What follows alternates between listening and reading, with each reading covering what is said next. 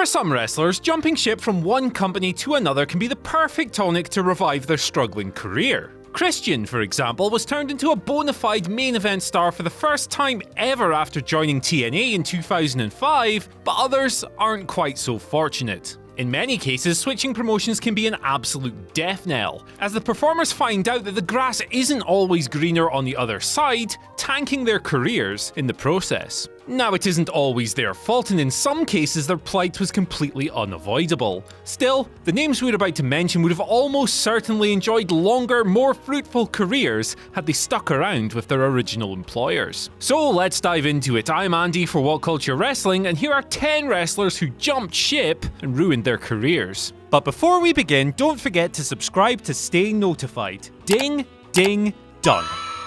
Number 10, Hideo Itami from Noah to WWE. You can't discuss the former Kenta's WWE run without mentioning his injuries, which have undoubtedly sabotaged his run with the company, but it's far from the only reason we're not hitting the same heights as he did in his native Japan. Itami faced a glut of problems upon arrival. As Kenta, he was a wrestler who thrived on stiffness, aggression, and pure badassery, traits that just can't be replicated in WWE's safety-first environment. He couldn't really show any charisma, he was miscast as an awkward babyface and prevented from using much of his signature offense, as Daniel Bryan had claimed his kicks and CM Punk had to go to sleep. Now, things have improved over the years, but he still only shows faint glimpses of his old self on 205 Live. Number 9, Monty Brown from TNA to WWE. As a charismatic, hyper-athletic prospect with an awesome finisher, seriously guys, why don't more wrestlers use the pounce? Big Monty looked a surefire sports entertainment hit, but it just didn't work out for him in WWE. He was on the ECW brand for only a few months in 2007. As part of the New Breed stable, he was a semi-regular fixture for a while, but not for long. Unspecified family issues saw him take 3 months off television that June, and he never wrestled again as the company released Brown without him ever returning to TV. Number 8, Steve Williams from All Japan Pro Wrestling to WWE. If not his career, Steve Williams definitely spoiled his legacy by joining WWE in 1998, and that's mostly down to the Brawl for All. Dr. Death had a reputation as one of the toughest men in the sport and was supposedly positioned as the company's top choice to win the shoot fighting tournament, but you can't script a shoot fight, and he was knocked out cold by Bart Gunn in the second round. Physically, Williams was already a shadow of his former self by the time he reached WWE, but still, this loss ruined his hardman image, and the company could still have done something with him had Gunn not sent him to the Shadow Realm, but jumping from Japan to WWE was a big mistake. Number 7, Sean O'Haire from WCW to WWE. Arriving in WWE following Vince McMahon's buyout of WCW in 2001, O'Haire was one of the hottest prospects in all of wrestling at the time, but unfortunately, he never really got going in his new home. He spent his first few years on and off television. A big opportunity finally emerged with his new Devil's Advocate character in 2003, yet for some reason, WWE ditched it after just a few months. O'Haire was eventually released in April 2004, having been sent back to developmental for extra seasoning. Big, charismatic, and extremely athletic, it's insane that WWE didn't make more of him, and his major league career was effectively over after he left. Number 6, Chris Harris from TNA to WWE. A wrestling meme before memes were even a thing, this fella will always be associated with one line and one line only. I'm Braden Walker, and I'm gonna knock your brains out. He was a straight-up joke in ECW, lasting just 2 matches in 4 weeks before WWE released him, though the warning signs were already there. A TNA tag team legend with 7 title reigns he may have been, but Harris put on a fair old bit of weight before leaving the company for WWE. He never looked like taking off in Vince McMahon's promotion, and he has barely wrestled since leaving.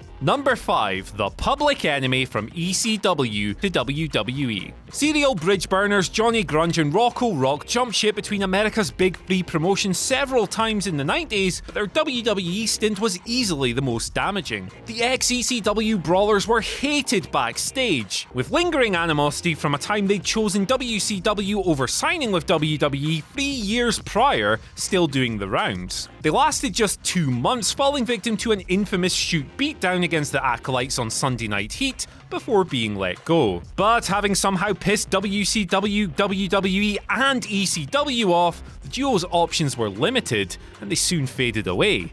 Dipshits. Number 4. Mike Awesome from ECW to WCW. A pure spectacle performer, Mike Awesome was a 300-pound behemoth capable of executing stunning flips and dives. He was a special athlete and should have been a major mainstream star, but did WCW make the most of him? Did they bollocks? Signed from ECW at the turn of the century, Awesome's early run as the career killer was solid enough, but then creative turned him into the fat chick Brilla, and yeah, not good.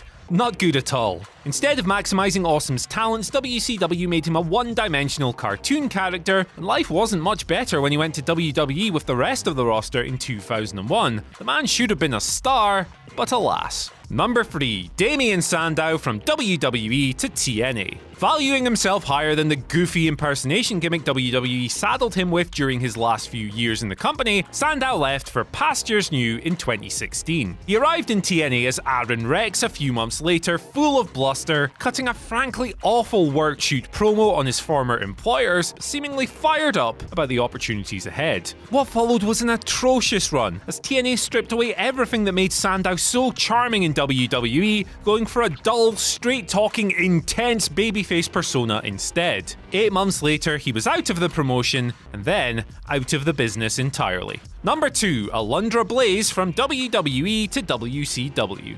We all remember Blaze as Medusa sticking her old WWE Women's Championship in the bin live on WCW television. A controversial moment? Absolutely. The highlight of her entire WCW run? Yeah, unfortunately. Blaze left a pretty good deal in WWE with the hope of getting WCW's formative women's division rolling, and she systematically failed. She did win the Cruiserweight title but lost it to Oklahoma, the company's tasteless Jim Ross parody. Though she stuck around for 6 years, Medusa never became the star she perhaps should have been, fading into obscurity long before retiring. And number 1, Bret Hart from WWE to WCW. Oh Bret, poor old Bret, what a grand f***ing disaster this was. The Hitman obviously left WWE on the back of the Montreal Screwjob, with his decision to jump ship to competitors WCW spurring the whole thing in the first place. WCW had no idea how to capitalise on the Screwjob's infamy, botching Bret's arrival by somehow shoehorning him into the New World Order angle, turning him about 40 times in his first year, and generally pissing the whole thing up the wall. The booking was typically awful, and Bret never once looked happy throughout his entire run. To top it all off, big stupid Goldberg booted him clean in the head at Starrcade 99, spurring the concussion issues that buggered his in-ring career all the way up. What a shit pile.